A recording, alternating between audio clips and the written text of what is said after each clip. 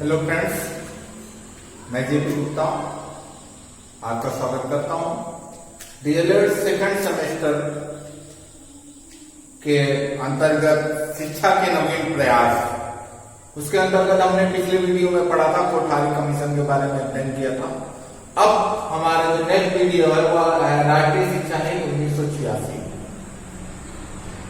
Video शुरू करने से पहले, पढ़ाने से पहले हम आपसे बात करना चाहते हैं कि जो भी आपको पढ़ाया जा रहा है उसका आप नोट्स बनाते रहिए। नोट्स बनाते रहेंगे तो ये आपके लिए अच्छा रहेगा, जिससे भविष्य में कभी भी रिपीट करके आप देख सकते हैं। नोट्स बनाने के लिए आप अगर एक बार नोट्स बना लिए तो एक बार दोबारा वीडियो को सुनिए, जिससे आपको वीडियो पूरी तरह से समझ में आ जाए।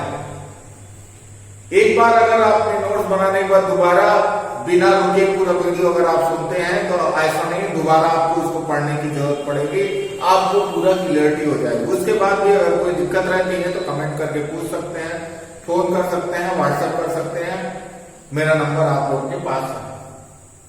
अब बात करते हैं राष्ट्रीय शिक्षा नीति 1986। हमने बात की थी कोठारी कमीशन। कोठारी कमीशन 64 में बना था। डीएस कोठारी की, डॉक्टर डीएस कोठारी की अध्यक्षता में 64 में बना था। 66 में उसने अपना प्रतिवेदन दिया था, हमने पिछले वीडियो में बना। और उसी कोठारी कमीशन या कोठारी आयोग के संस्तुति के आधार पर नई शिक्षा नीति 1968 लागू हुई थी। 1968 जो उस समय केंद्र में कौन सी कांग्रेस सरकार ने नई शिक्षा नीति 1968 की घोषणा की थी। और शिक्षा संरचना 1968 जो कोठारी आयोग ने बताया था 10+2+3 की संरचना बताई थी, उसके अनुसार शिक्षा संरचना 10+2+3 लागू किया। और साथ साथ जो शिक्षा में और सुधार है वो शुरू किया।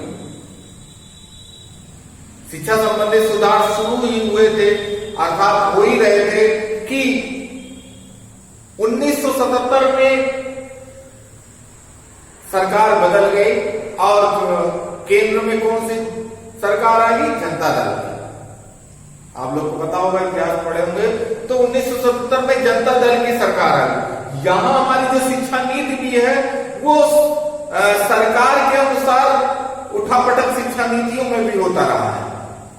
वो राजनीति से प्रेरित रही है हमारी शिक्षा नीतियां। तो इसीलिए तो 1970 में जब जनता दल की सरकार सत्तारूढ़ हुई तो उस समय मोरारजी देसाई प्रधानमंत्री बने और प्रधानमंत्री मोरारजी देसाई ने 10+2+3 संरचना की जगह 8+4+3 शिक्षा संरचना प्रस्तुत की।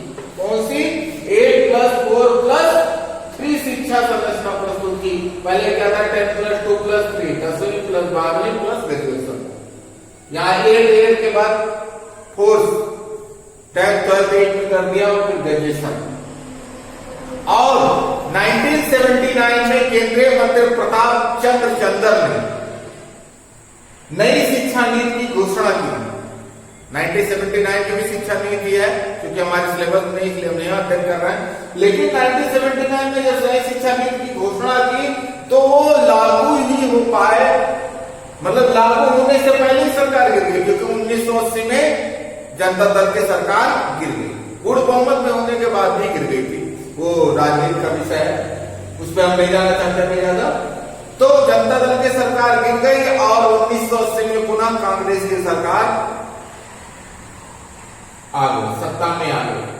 और फिर चूंकि कांग्रेस ने 1968 को लागू किया था, शिक्षा नीति 1968 को पुनः 1968 के अनुपालन पर जोर दिया।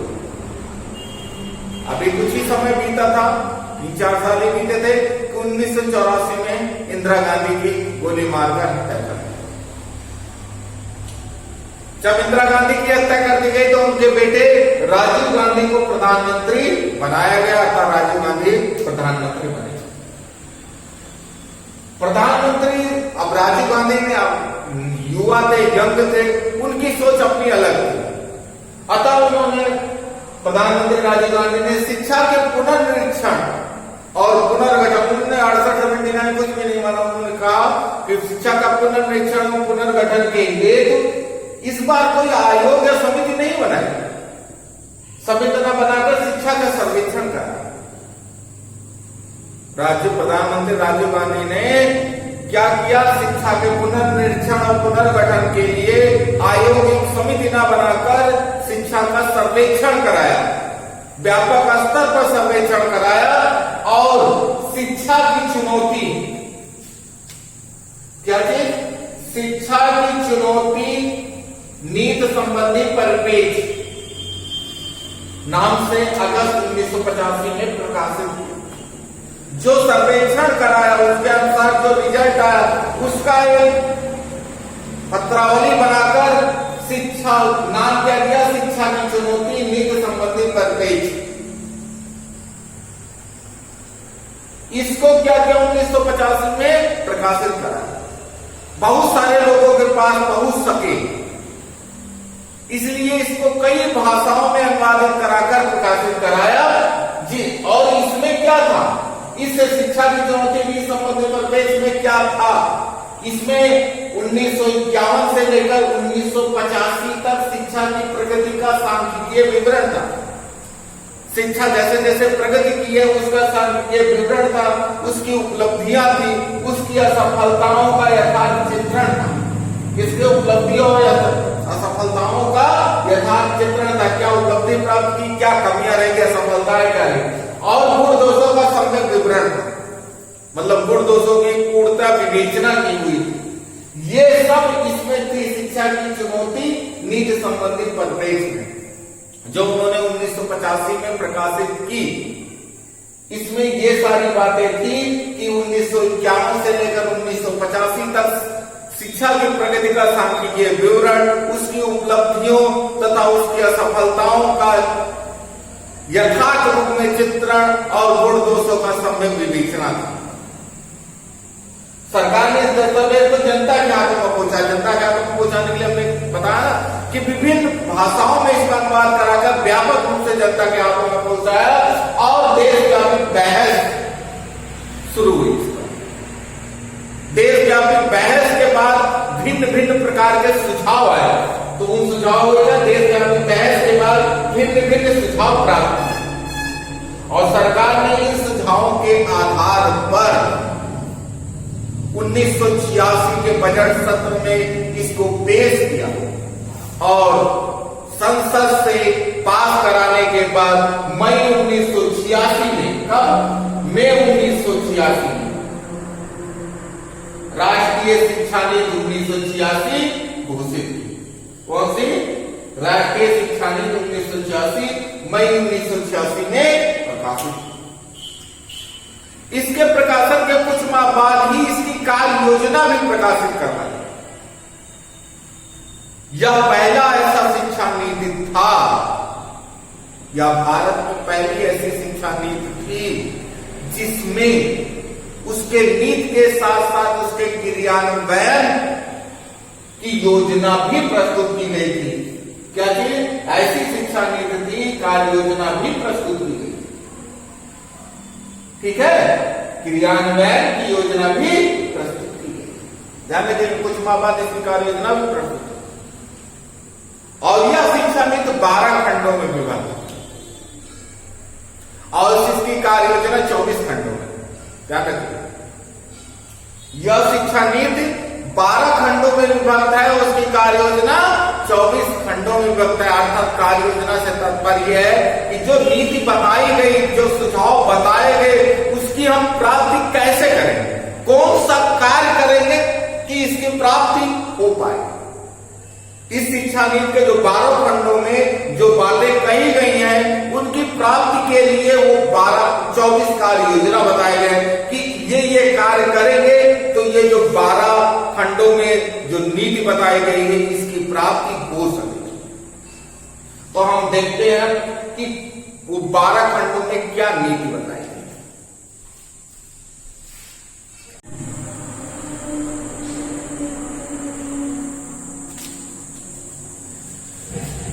तो राष्ट्रीय शिक्षा नीति को 12 भागों में विभाजित किया गया था। उसमें पहला भाग है भूमिका। भूमिका के अंतर्गत ये बताया गया है कि अभी तक शिक्षा कि क्या प्रगति रही है और शिक्षा आगे क्या कर सकती है उसके बारे में बताया गया है। शिक्षा की क्या जरूरत है, नई शिक्षा नीति की क्यों जरूरत है, और जो शिक्षा नीति चली आ रही है उससे क्या विकास हुआ, उसका एक छोटा सा सार बताया गया है। तो वही कहा गया है, भूमिका में कहा गया है कि देश की शिक्षा पर 1968 की जो राष्ट्रीय शिक्षा नीति 1968 थी उसका व्यापक प्रभाव पड़ा है। जो राष्ट्रीय शिक्षा नीति 1968 भूमिका में कहा गया है कि जो राष्ट्रीय शिक्षा नीति का देश की शिक्षा पर, राष्ट्रीय शिक्षा नीति 1968 का देश की शिक्षा पर व्यापक प्रभाव पड़ा है। ऐसा नहीं कि नहीं प्रभाव, व्यापक प्रभाव पड़ा है। उसमें हर स्तर की शिक्षा के बारे में कहा गया कि प्रारंभिक शिक्षा पर 90% बच्चों के लिए उपलब्ध है। प्रारंभिक शिक्षा कितने परसेंट? 90% बच्चों के लिए उपलब्ध है। माध्यमिक शिक्षा या माध्यमिक स्तर पर गणित और विज्ञान विषय को अनिवार्य कर दिया गया है। माध्यमिक स्तर पर गणित और विज्ञान विषय अनिवार्य कर दिया गया और उच्च स्तर को ऊंचा उठाने की प्रक्रिया शुरू हो गई है। मतलब प्रारंभिक स्तर 90% बच्चों के लिए प्रारंभिक शिक्षा उपलब्ध है। माध्यमिक स्तर पर गणित और विज्ञान की शिक्षा दी जा रही है तथा उच्च स्तर को ऊंचा उठाने का प्रक्रिया शुरू हो गई है, अर्थात उच्च स्तर ऊंचा उठने शुरू हो गया है और आवश्यकता अनुसार जनशक्ति की पूर्ति हो रही है। कहने का मतलब लोगों की जो आकांक्षाएं हैं आवश्यकता अनुसार उसकी लगभग पूर्ति हो रही है और 1968 की जो शिक्षा नीति थी उससे। लेकिन कहा गया साथ ही साथ वो 68 था, ये 86 हो गया। साथ ही साथ देश की परिस्थिति में भारी परिवर्तन हुआ है। 68 और 86 में लगभग 18 साल का अंतर हो गया है। तो वही कह रहा है इन 18 सालों में देश की परिस्थिति में भारी परिवर्तन हुआ है। जनसंख्या में भी तेजी से बढ़ोतरी हुई है। क्या परिवर्तन हुआ है कि जनसंख्या में तेजी से बढ़ोतरी हुई है, परंपरागत मूल्यों का ह्रास हुआ है और लोकतांत्रिक लक्ष्यों को प्राप्त करने में अनेक अड़चने आने लगी। ये 18 वर्षों में शिक्षा का विकास तो हुआ है लेकिन साथ साथ ये चीजें भी हो गई। देश की परिस्थितियां 1968 और 1986 में बहुत अंतर आ गया क्योंकि जनसंख्या बढ़ने लगी है, तेजी से बढ़ी है। उस समय कुछ और जनसंख्या थी, आज कुछ और जनसंख्या है। जो परंपरागत मूल्य जो हमारे मूल्य चले आ रहे हैं पुराने समय से, उन मूल्यों का ह्रास होने लगा है। लोकतांत्रिक लक्ष्यों को प्राप्त करने में अड़चने आने, लोकतांत्रिक लक्ष्य स्वतंत्रता, समानता, भ्रातृत्व, न्याय, समाजवाद, धर्मनिरपेक्षता, ये सब क्या है? लोकतांत्रिक लक्ष्य है। तो इनको भी प्राप्त करने में अनेक अड़चने आने लगी तथा साथ ही साथ ये भी देखा जा रहा है कि अगर ऐसे ही रहा तो भविष्य में अनेक समस्याओं का सामना करना पड़ेगा। अगर कुछ सुधार नहीं हुआ तो भविष्य में और भी अनेक समस्याओं का सामना करना पड़ेगा। इसलिए अतः भविष्य की चुनौतियों का सामना करने के लिए नई शिक्षा नीति तैयार की जाए और उसका क्रियान्वयन किया जाए।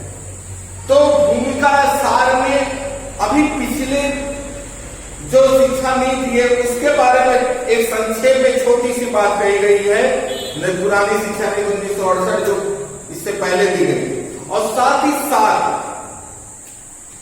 वर्तमान में क्यों नई शिक्षा नीति की जरूरत है उसके बारे में बताया गया है। 1968 की शिक्षा नीति से ये प्रभाव तो पड़ा है, ये चीजों की शिक्षा संबंधी पूर्ति तो हुई है, लेकिन उसके बाद भी नई शिक्षा नीति की जो जरूरत है उसके बारे में भूमिका में बताया गया है कि इसलिए जरूरी है।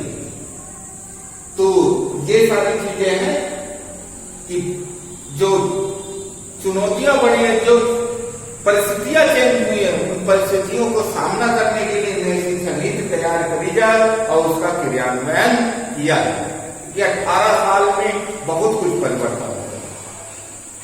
अब दूसरे पॉइंट में उन्होंने शिक्षा का सार और उसकी भूमिका बताई कि वास्तव में शिक्षा से मतलब क्या है और शिक्षा की भूमिका क्या है।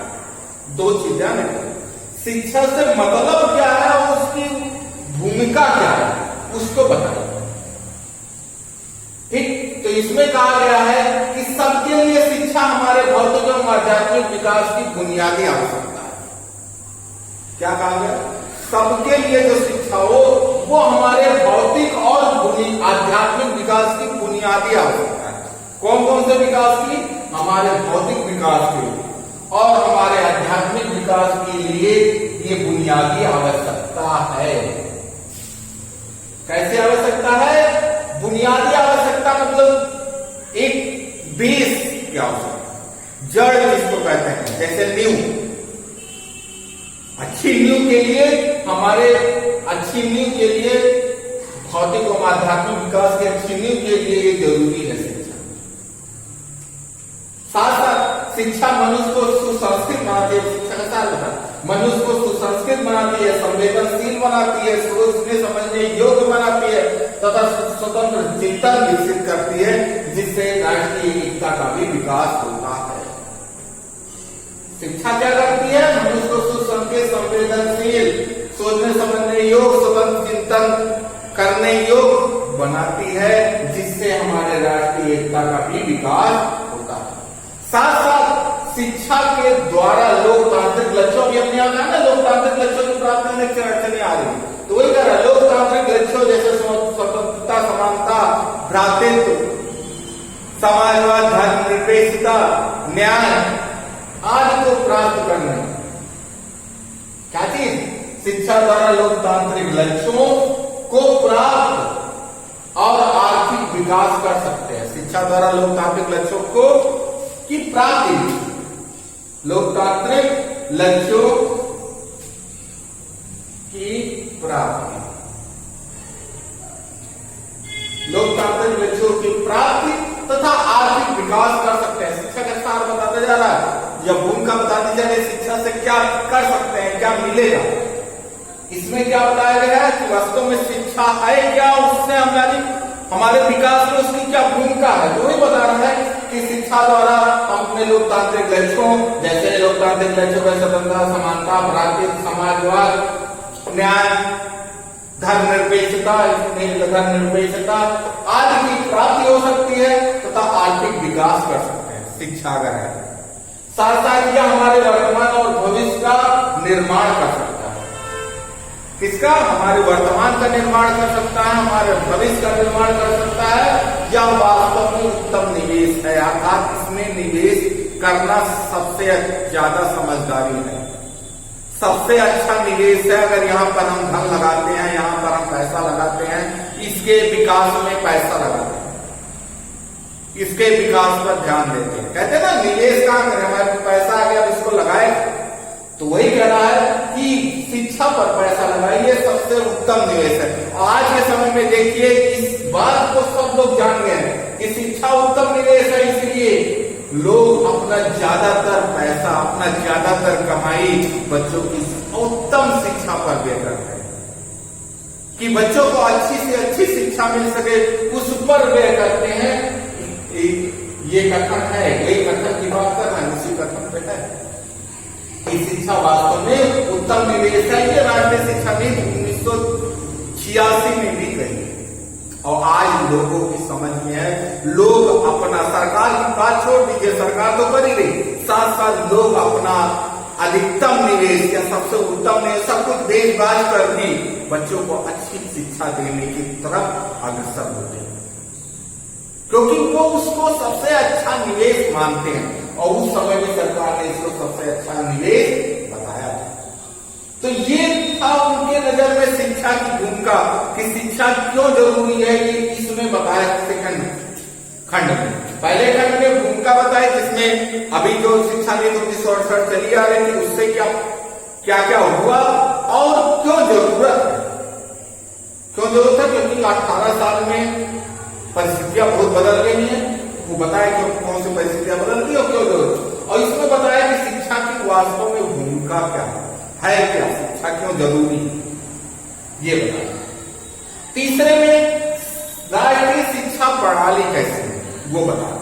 क्या बता रहे हैं कि शिक्षा प्रणाली कैसी हो, उसमें इसको हमने 4 पार्टों में बांट करा के सामने लेके आया है कि राष्ट्रीय शिक्षा प्रणाली में कहा है कि पूरे देश में एक समान शिक्षा संरचना 10+2+3 लागू, जो 1968 में की शिक्षा नीति ने भी बताई थी, वही चीज यहाँ पे भी कहा कि पूरे देश में एक समान शिक्षा संरचना 10+2+3 भी लागू हो, और साथ ही साथ कहा शिक्षा प्रणाली, ध्यान रखिएगा शिक्षा प्रणाली कैसी हो ये बताया, शॉर्ट में बता रहे 4 पॉइंटों के अंदर।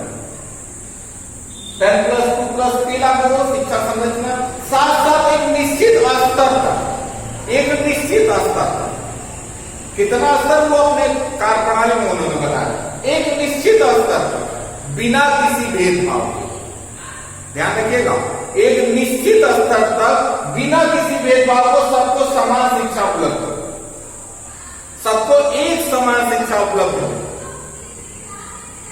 एक निश्चित स्तर तक बिना किसी भेदभाव के। ये नहीं है कि ये इस धर्म का है, ये इस जाति का है, ये छोटा है, बड़ा है, गरीब है, अमीर है, कोई भेदभाव नहीं।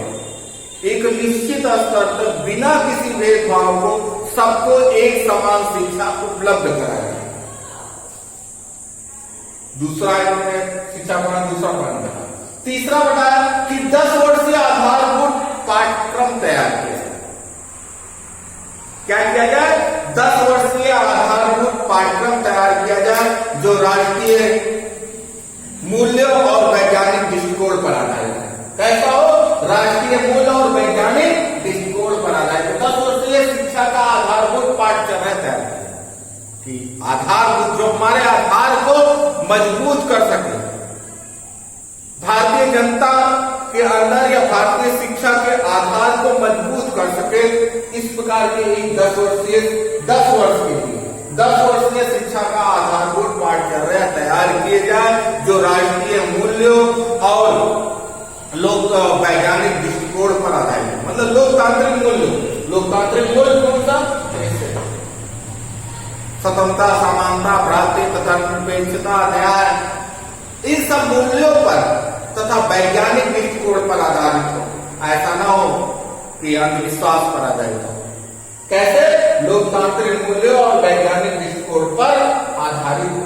तथा साथ ही साथ कहा कि प्रत्येक स्तर की शिक्षा का एक न्यूनतम अधिगम स्तर निश्चित किया जाए। क्या कहा?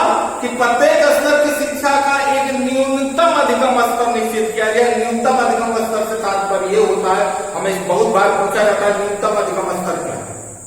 न्यूनतम अधिगम स्तर से तात्पर्य यह है कि कक्षा 6 का अगर विद्यार्थी है तो कम से कम इसको इतना आना चाहिए, इस लेवल तक आना चाहिए, तभी वो अच्छा अगली कक्षा में प्रमोट हो सकता है। उसका उदाहरण हम बताते हैं, जैसे 33% पासिंग किया गया, ये एक प्रकार का न्यूनतम अधिगम स्तर है कि 1/3 तो उसको आना ही चाहिए जितना उसका सिलेबस है। परीक्षा में अगर 33% पाएगा तभी वो आगे पास माना जाएगा, अगली क्लास में प्रमोट होगा। तो एक न्यूनतम अधिगम स्तर निश्चित हो, क्या हो? प्रत्येक कक्षा में शिक्षा का एक न्यूनतम अधिगम निश्चित हो। ये इस राष्ट्रीय शिक्षा प्रणाली के अंतर्गत बताया गया है। अब नेक्स्ट हम चौथे भाग की बात करते हैं।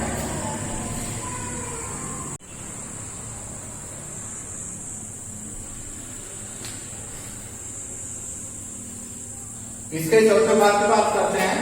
तो चौथे भाग में समानता के लिए शिक्षा की बात कही गई है। समानता के लिए शिक्षा अर्थात सभी लोग शिक्षा प्राप्त कर सके, शिक्षा प्राप्त करके सभी लोग समान बन सके, उसके लिए कही गई इसमें बातें। इसमें कहा गया है कि शिक्षा में व्यापक विषमताओं को दूर करने में, जो शिक्षा में व्यापक विषमताएं हैं कि कुछ वर्ग और धर्म वाले तो ज्यादा शिक्षा ग्रहण किया और कुछ वर्ग के लोग कम शिक्षा ग्रहण किया, कुछ क्षेत्रों के लोग अच्छी शिक्षा ग्रहण किए, कुछ क्षेत्रों के लोग अच्छी शिक्षा ग्रहण नहीं किए। तो उसी कह रहा है कि शिक्षा में व्यापक विषमताओं को दूर करने के लिए महिलाओं, SC ST, पिछड़े वर्गों, अल्पसंख्यकों, विकलांगों एवं प्रौढ़ों की शिक्षा पर विशेष प्रयत्न हो। इन सब की शिक्षा थोड़ी कम थी, अलग थी, या यूं कह पिछड़ी हुई थी। तो वही कहा है कि महिलाओं की शिक्षा पर SC ST, अनुसूचित जाति, अनुसूचित जनजाति की शिक्षा, पिछड़े वर्ग की शिक्षा, अल्पसंख्यकों की शिक्षा, विकलांगों और प्रौढ़ों की शिक्षा, इन सब की शिक्षा के लिए विशेष प्रयत्न, जिससे शिक्षा में समानता आ सके, अर्थात सभी लोग समान रूप से शिक्षा ग्रहण सके। ऐसा ना हो कि कोई बहुत पढ़ा लिखा हो कुछ और बिल्कुल ही पढ़ा लिखा, ये विषमताएं जो है वो दूर हो सके। इसके लिए इन्होंने कहा इन लोगों की शिक्षा पर विशेष बल दिया गया। साथ साथ विभिन्न स्तरों पर शिक्षा के पुनर्गठन की बात कही, इसमें शिशुओं की देखभाल और शिक्षा की बात कही गई है। शिशुओं की देखभाल और शिक्षा जो होती है पूर्व प्राथमिक स्तर कहलाती है, 6 वर्ष से कम बालक 3 से 6 वर्ष कहलाता है। ये कैसे 3 से 6 वर्ष, तो ये कहा है पूर्व प्राथमिक स्तर पर शिशुओं का पोषण हो, जैसे आंगनबाड़ी वगैरह इस समय चल रहा है पूर्व प्राथमिक स्तर के अंतर्गत ये लोग आते हैं, तो पूर्व प्राथमिक स्तर पर शिशुओं का पोषण हो।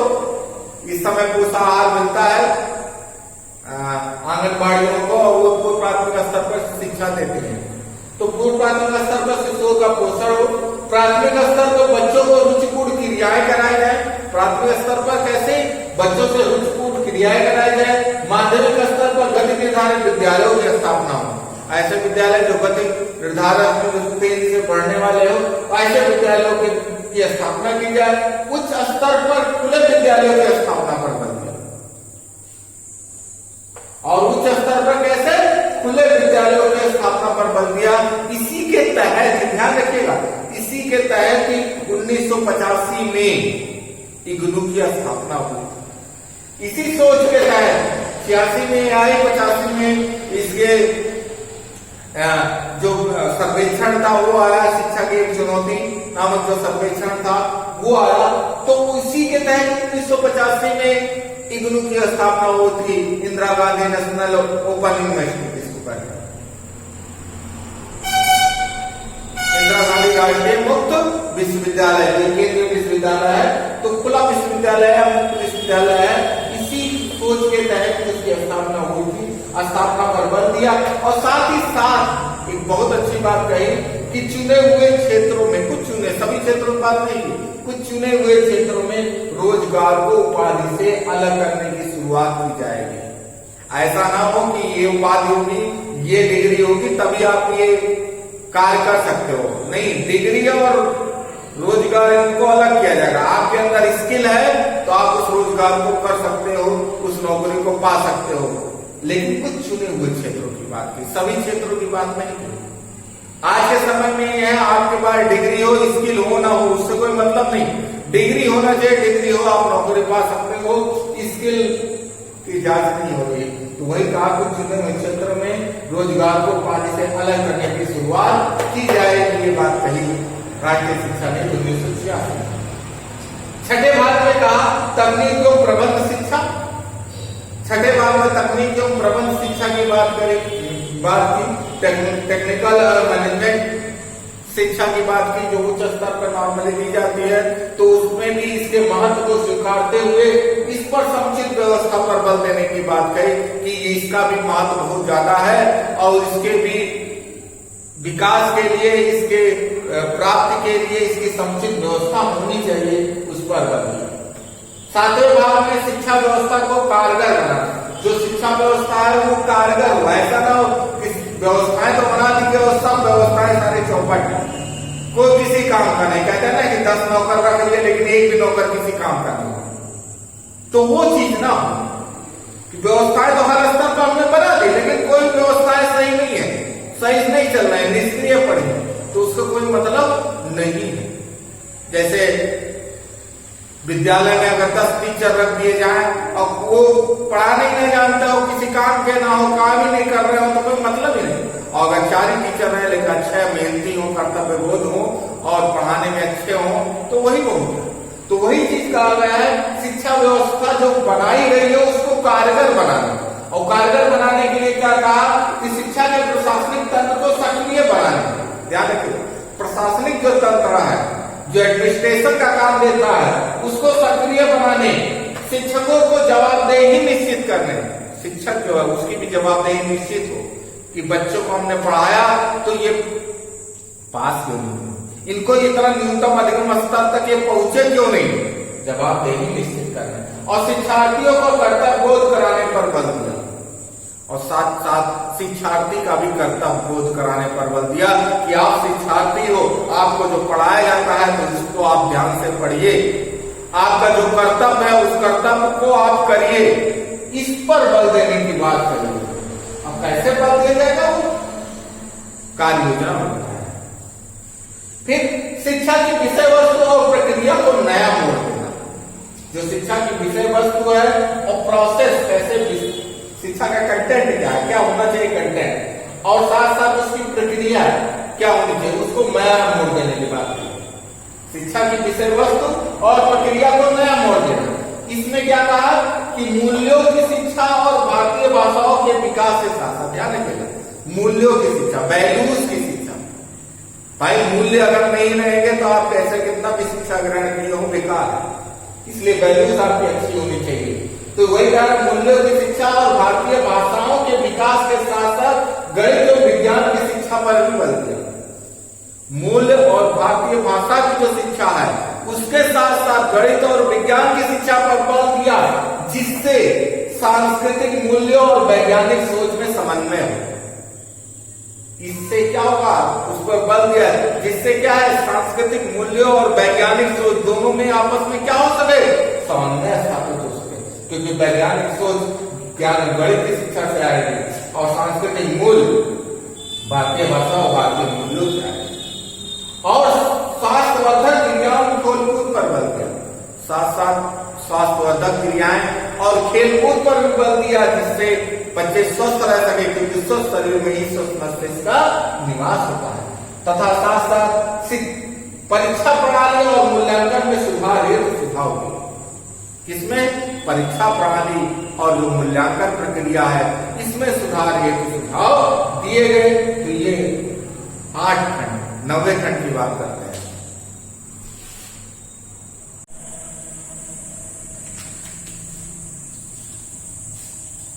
इसके 9वें भाग में शिक्षा के बारे में कहा गया है कि इसमें शिक्षक के महत्व को, इस शिक्षा नीति में शिक्षक के महत्व को स्वीकारते हुए उसके वेतन बढ़ोतरी, उसके सेवा शर्तों को आकर्षक बनाने और शिक्षक प्रशिक्षण में सुधार करने के सुझाव दिए हैं।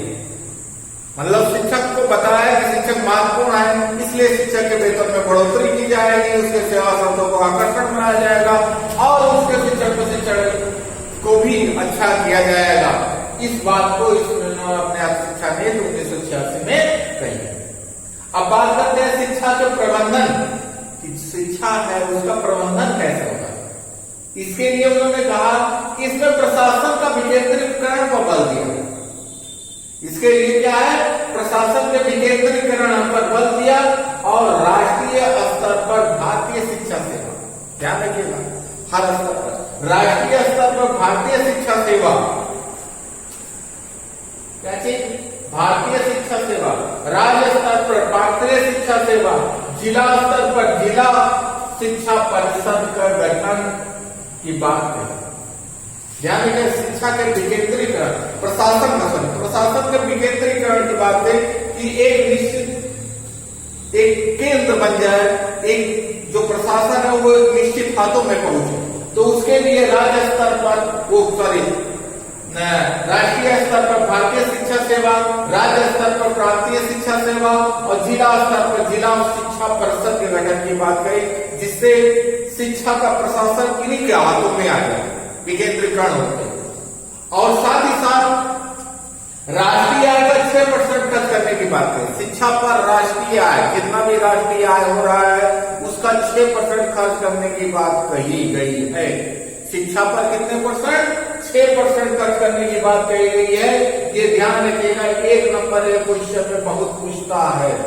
राष्ट्रीय शिक्षा नीति 1986 में शिक्षा पर कितने परसेंट खर्च करने की बात कही गई है, 6% में, या ऑप्शनल में भी आता है ज्यादातर 6%, 4%, 5%, इस तरह से करके 4 ऑप्शन देते हैं और 6% उसका सही होता है। ऑप्शनल क्वेश्चन बहुत ज्यादा पूछता है, ध्यान रखें। संसाधन और समीक्षा, मतलब संसाधन कहां से आएगा, संसाधन, भाई शिक्षा के इतने सुझाव, इतनी बातें हो गई थी, संसाधन कैसा होगा और समीक्षा कैसे होगी। इसमें कहा गया है कि शिक्षा नीति को लागू करने के लिए बड़ी धनराशि की आवश्यकता है। जो शिक्षा नीति तैयार की गई है इसको लागू करने के लिए बड़ी धनराशि की आवश्यकता है। अतः प्रत्येक प्रस्तावित कार्य के लिए एक अनुमानित धनराशि को आवंटित करने की व्यवस्था की जाएगी। कि प्रत्येक प्रस्तावित कार्य, जो कि जितने भी प्रस्तावित कार्य है उनके लिए एक निश्चित धनराशि आवंटित करने की व्यवस्था की जाएगी। और और प्रत्येक 5 वर्ष बाद नई शिक्षा नीति के क्रियान्वयन और उसके परिणामों की समीक्षा की जाएगी। कहने का मतलब हर 5 वर्ष बाद नई शिक्षा नीति के क्रियान्वयन और उसके परिणामों की क्या होगी, समीक्षा होगी। और इसी के तहत, इसी बात के तहत संशोधित राष्ट्रीय शिक्षा नीति 1992 आई। 5 वर्ष बाद, 86 के 5 वर्ष बाद 91 अर्थात 92 में नई शिक्षा नीति, राष्ट्रीय शिक्षा नीति 1992, जिसको कहते हैं संशोधित राष्ट्रीय शिक्षा नीति 1992 आई। भविष्य, इस शिक्षा नीति से भविष्य क्या होगा उसकी बात करें, कैसा भविष्य होगा। इसमें कहा गया है कि निकट भविष्य में 100% साक्षरता का लक्ष्य प्राप्त कर सकें। इस शिक्षा नीति के द्वारा हम निकट भविष्य में अर्थात जल्द ही 100% साक्षरता का लक्ष्य प्राप्त कर सकेंगे और हमारे देश में उच्च शिक्षा प्राप्त व्यक्ति सर्वोत्तम स्तर कैसे होंगे, सर्वोत्तम स्तर के होंगे। कहा गया है कि हमारे देश में जो व्यक्ति उच्च शिक्षा प्राप्त कर रहे हैं वो पूरे दुनिया में सर्वोत्तम स्तर के होंगे। तो ये तो था राष्ट्रीय शिक्षा नीति के 12 खंड, 12 भागों में क्या क्या बातें कही गई है ये हमने आपको बताया। इसके कार्य योजना के बारे में आपके सिलेबस में नहीं है, इसको ही जाने रहे बहुत है। अब नेक्स्ट वीडियो में हम संशोधित राष्ट्रीय शिक्षा नीति 1992 की बात करेंगे। उसमें उसके नीति और कार्य योजना दोनों के बारे में डिस्कस करेंगे। अतः वीडियो पसंद आए लाइक करिए, शेयर करिए, कमेंट करिए और जिसने भी सब्सक्राइब नहीं किया है वो सब्सक्राइब जरूर कर लें। इसी के साथ आज का वीडियो यही समाप्त करते हैं।